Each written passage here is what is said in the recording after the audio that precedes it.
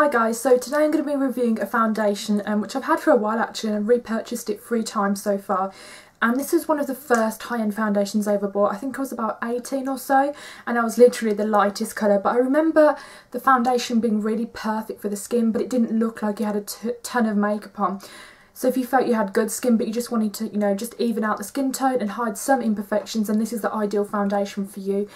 My skin, I would say, is normal to dry. I can suffer with dry patches now and again, and hearing this foundation was long lasting, I did have some doubts about it. I did think it would, you know, cling on to the dry patches and would probably be a little bit too dry for me, but actually this doesn't dry my skin out at all. I was reading up on the information on the website, and there's some sort of skincare technology in this which maintains the hydration of your skin throughout the day. I'm not quite sure of the scientific information on that, but that's what it does say on the website. So it has a lot of skincare benefits as well as being long wearing, and it also has an SPF 25 and PA+++, which is amazing for a foundation, I think, considering there's so many foundations on the market that don't even have a sunscreen. So you know, you don't have to worry about adding another SPF to your routine. If you use one separately, you don't have to worry about that, because even if you do forget, you know, it's good that this has an SPF of 25, which is amazing.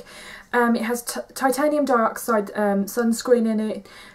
If anyone's, you know, allergic to that, just for reference. I'm in the colour 022, and I've actually got it on now, and I'm going to insert a demo at the end of this video just to show you how it applies and everything. In terms of application, there's many things you can use. You know, I use this brush sometimes. This is the 188 by MAC. It's also nice to use a flat kabuki brush with it as well, because it really buffs in the foundation, but equally it applies as beautifully with your fingers as well, because it's a very smooth formula. It's not very watery, so it is easy to apply with your fingers. It blends beautifully, but I still need to use a concealer with it. It doesn't give as much coverage as I want under the eyes. I heard this is really good for oily skins as well, because it is mattifying to a certain extent, but it's not one of those mattifying products that will really dry your skin out if you have normal skin. So I would say this is for all skin types. Let me know if you didn't get on with it, if it caused breakouts, but so far as I was researching, not many people have suffered from breakouts using this foundation. And I also believe they've released a Dior Skin Extreme, which I believe is a long wearing foundation, even more long wearing than this. So yeah, in terms of lasting power and the way it looks on the skin, I think it's amazing, because it doesn't look like foundation, and when you blend it in, it doesn't sit on top of the skin. You know how some foundations just literally sit on top of the skin? This one, I feel, blends into the skin and also becomes almost like a skincare product, and you can't actually physically see it on the skin. And I've used a lot of foundations. I've used, you know, by Terry, Chanel. And even though I love Chanel, this is the only foundation that I can truly say is invisible on the skin. Unless obviously you put tons of powder over it, that's when you're going to start to see it. But I don't feel like I need to set any, you know, I don't feel like I need to use any sort of powder, even a translucent powder. And if I do, it will only be under the eyes for the concealer. So yeah, I hope you enjoyed the demo. If you've got any questions, don't forget to let me know. So I don't normally use a primer every single day, but for this foundation I'm just going to be using a primer just to show you what primers I like to use. And this one is the Shimura limited edition packaging. I believe this came out a couple of months ago, or about a year ago now, and they do different colours, but to be honest the colours don't really matter, because once it's blended in you can't really tell the colours, especially if you're going to be using a foundation or BB cream over the top. What I like about this is that it provides my SPF and protection for the day. This is 30 PA+++. What's interesting about this is that it's a foam, so I just take this brush here. This is a Palladium Tools 957 brush. And because it comes out like this, it's useful to use a flat top kabuki. So I just like to dot it around the face, and I like to quickly blend it because it really does dry quite fast.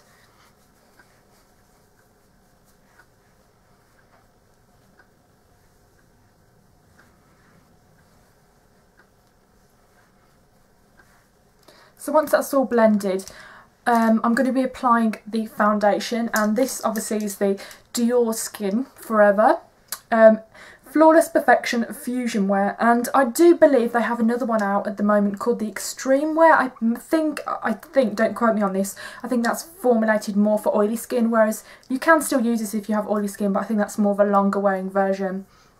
So what I like to do is just shake it up a bit, and to be honest, this is really nice to be applied with your fingers, sorry, but I'm going to use this brush today just to buff it out a little bit more, to give more to use less product, to be honest, because when you use one of these brushes you're sort of buffing it about more, and you can, you know, tend to use less product. So this is the 188 brush, sorry.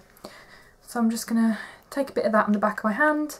And what's really good about this brush is it's always best to apply it on the back of your hand, because if you squirt it right onto it, it's just going to go all the way down to the bottom and you're not really going to get any product. So I just like to tap it on, and then always just start in the centre of my face. And what I love about this foundation that I've mentioned earlier is that it does look like real skin. It doesn't sit on your skin. It really blends in your skin, and it's good because it stays on all day. It's long lasting, but at the same time it's non-drying as well. So if you do have dry skin, this would be a nice foundation for you.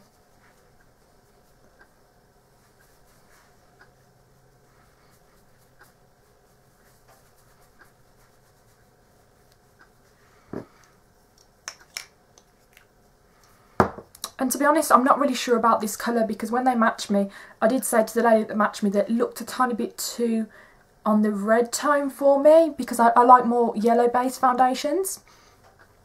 But I don't know whether she matched me up, like, I don't know whether she matched me up with the best colour that there was in the selection, because I haven't really had a chance to properly look at every single colour. So I need to try and find out if there's more of a yellow tone one out there that would be more suitable. I believe this one is called Cameo. It's 022 anyway. So let me know if you know a lot about the colour ranges, and you can tell me whether this is, you know, one of the more pinky tones. So let me just check. You literally need just one squirt for the whole face, because it really does blend really nicely. And if you want, you can take a little bit down the side.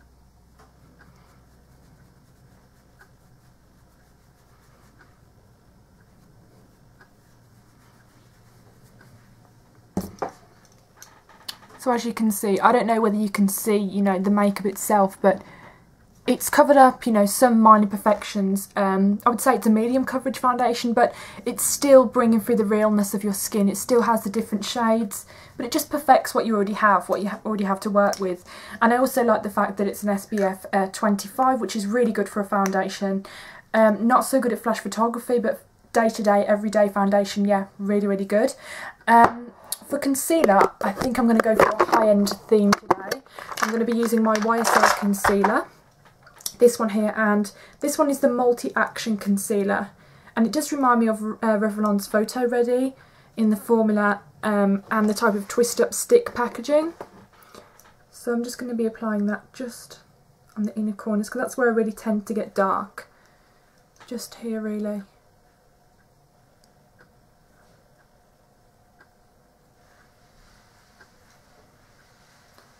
And then I'm just going to blend it with my fingers.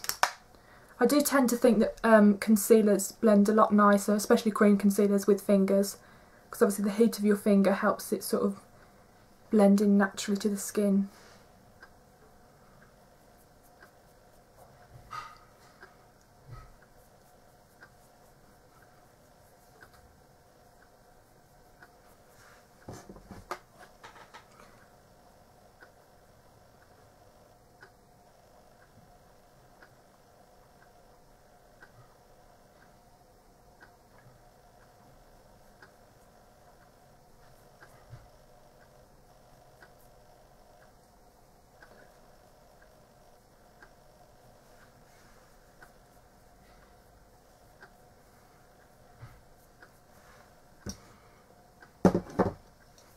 So yeah, that's what the foundation looks like. Obviously I'm going to put a bit of bronzer on, but I didn't really think there was any point in showing you that, because I was literally just trying to focus on the foundation today.